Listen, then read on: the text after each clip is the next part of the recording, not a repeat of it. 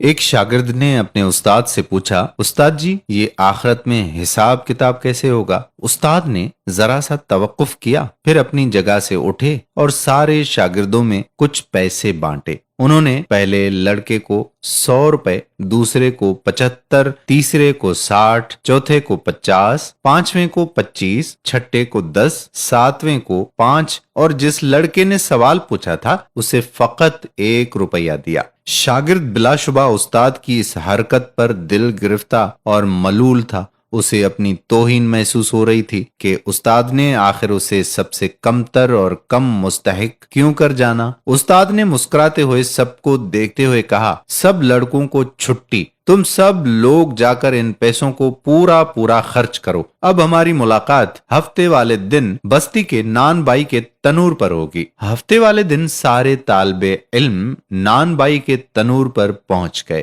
جہاں استاد پہلے سے ہی موجود سب کا انتظار کر رہا تھا۔ سب لڑکوں کے آ جانے کے بعد استاد نے انہیں بتایا کہ تم میں ہر ایک اس تنور پر چڑھ کر مجھے اپنے اپنے پیسوں کو کہاں خرچ کیا ہے اس کا حساب دے گا۔ پہلے والے لڑکے جسے 100 روپے ملے تھے اس کو دہکتے تنور کی منڈیر پر چڑھا کر استاد نے پوچھا، بتاؤ میرے دیے ہوئے 100 روپے کیسے خرچ کیے تھے؟ جلتے تنور سے، جلتے شولوں کی تپش اور گرم منڈیر کی حدت سے پریشان لڑکا ایک پیر رکھتا اور دوسرا اٹھاتا، خرچ کیے ہوئے پیسوں کو یاد کرتا اور بتاتا کہ 5 کا گڑیا لیا تھا، 10 کی چائے، 20 کے انگور، 5 روپے کی روٹیاں اور اسی طرح باقی کے خرچے۔ لڑکے کے پاؤں حدت سے جل رہے تھے تو باقی کا جسم تنور سے نکلتے شولوں سے جھلس رہا تھا، حتیٰ کہ اتنی سی دیر میں اسے پیاس بھی لگ گئی تھی اور الفاظ بھی لڑکھڑانا شروع ہو گئے تھے۔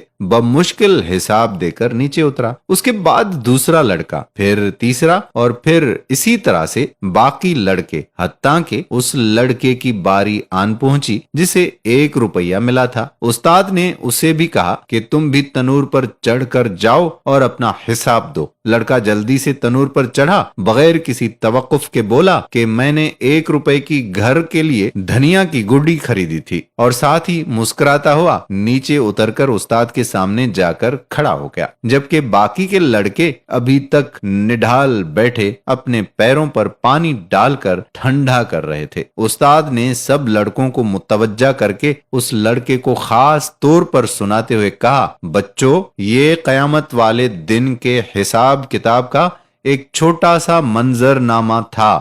ہر انسان سے اس کو جس قدر عطا کیا گیا اس کے برابر حساب ہوگا۔ لڑکے نے استاد کو محبت سے دیکھتے ہوئے کہا کہ آپ نے جتنا کم مجھے دیا اس پر مجھے رشک اور آپ کی عطا پر پیار آ رہا ہے، تاہم اللہ تبارک و تعالیٰ کی مثال تو بہت اعلیٰ و ارفع ہے۔ اللہ تبارک و تعالی ہمیں اپنے حساب کی شدت سے بچائے اور ہمارے ساتھ معافی اور درگزر والا معاملہ فرمائے۔ دوستو، آپ کے پاس جتنا کم ہے تو یہ نہ سمجھیں کہ میرے ساتھ اللہ پاک راضی نہیں ہے۔ کم پر راضی رہنا سیکھیے، کیونکہ حساب کتاب کی سختی سہنے میں ہم بہت پیچھے ہیں۔ اللہ تبارک و تعالی ہمارے ساتھ احسان کا معاملہ فرمائے، آمین۔